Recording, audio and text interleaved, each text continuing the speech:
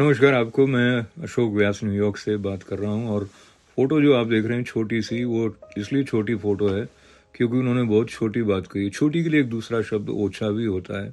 ओछा शब्द तब प्रयोग किया जाता है जब कोई किसी के ऊपर अपने किसी निहित स्वार्थ के कारण हंस देता है, किसी पीड़ित की पीड़ा को न पहचान कर उसका उपहास कर देता है। द कश्मीरी फाइल्स जैसी फिल्म को झूठी फिल्म बता देता है।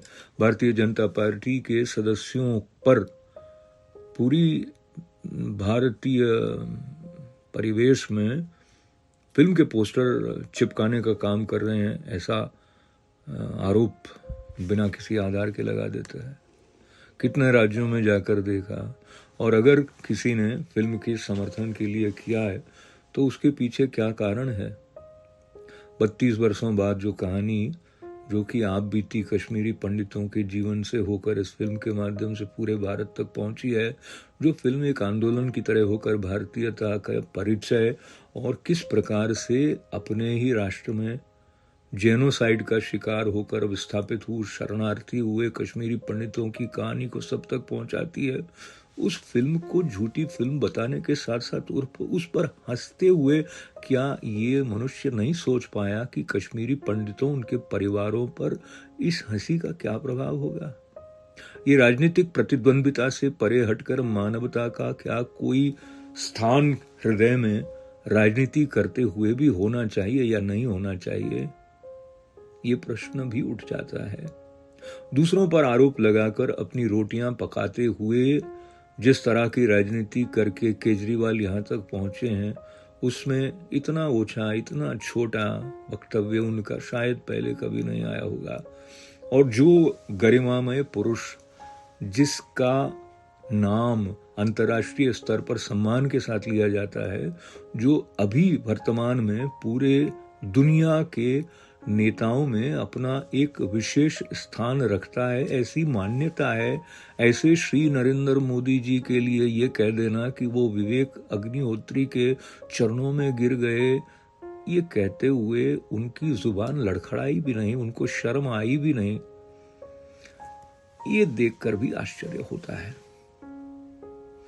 शेम शेम केजरीवाल के नारे यहां जो सुनाई दिए सड़कों पर, उनको रिकॉर्ड करके आप तक इसलिए नहीं पहुंचा रहा हूं क्योंकि वो रिकॉर्डिंग उतनी महत्वपूर्ण नहीं है जितना कि ये भाव है। और वो आंसू हैं जो आपकी हंसी को लेकर और बढ़ गए। केजरीवाल जिस तरह की राजनीति करते हैं, उसको लेकर ये विचार करना कि वो सांड की आंख जैसी फिल्मों को टैक्स फ्री करते हुए फिल्म देखते हैं, या ये देखते हैं कोई फिल्म के साथ क्या स्वरा भास्कर हैं या अनुराग कश्यप हैं, और यहाँ विवेक अग्निहोत्री जिसे वो अपनी ओर से नरेंद्र मोदी के समीप पाते हैं, तो उनकी फिल्म के बारे में उसको यूट्यूब पर फ्री में क्यों नहीं लगा देते, सारे लोग देख लेंगे। फिल्म निर्माण के बारे में अगर नहीं जानते होते तो कुछ क्षण के लिए उसको अनदेखा भी किया जा सकता था, पर मुख्यमंत्री बनने के बाद हर शुक्रवार को लगभग फिल्म देखकर ट्वीट करने का कार्य करने वाले केजरीवाल फिल्म निर्माण प्रक्रिया से भी परिचित हैं, और निश्चित रूप से वो जानते हैं द कश्मीरी फाइल्स कहाँ कहाँ क्या क्या असर कर रही है। और इस तरह का वक्तव्य देना कहीं ना कहीं उनके साथ कौन सी ताकतें काम कर रही हैं उसका भी संकेत देता है, जो भी एक पीड़ा के साथ साथ चिंता की बात है। पर आम नागरिक कहाँ किस बात को लेकर क्या करवट लेता है, वो आने वाला समय बताएगा। पर जो भारत माँ के साथ होकर कुमार विश्वास की उस बात को याद कर रहे होंगे जो पंजाब चुनावों के पहले कही गई थी, वो सोच रहे होंगे कि आज उस तरह की नीयत कुछ और उजागर हो गई। क्या ये चक्र यूं ही चलता रहेगा कि इस तरह के संवेदना शून्य व्यक्ति राजनीति करने के लिए जन जन की भावनाओं के साथ खिलवाड़ करते रहेंगे?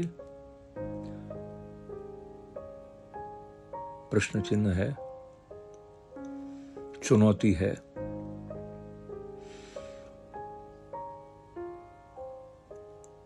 चुनौती को लेकर क्या कोई अदालत में जाने की बात होगी?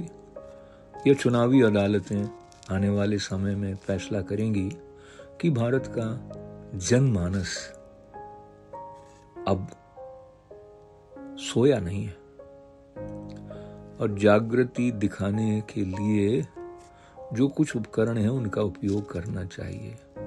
अपने भारत प्रेम को लेते हुए हिंदुओं के साथ हुए जन संहार, जेनोसाइड की बात बताती हुई फिल्म द कश्मीरी फाइल्स का समर्थन करना एक प्रकार से मानवता के साथ खड़े होना है। पर ये बात दिल्ली के मुख्यमंत्री क्यों नहीं समझ पाए, वो समझ पाना थोड़ा मुश्किल है, पर शायद बहुत मुश्किल भी नहीं है। मगर ये तो स्पष्ट है कि आने वाला समय भी आसान नहीं है, मुश्किल है, पर मुश्किलों का सामना करना है। हम देखेंगे।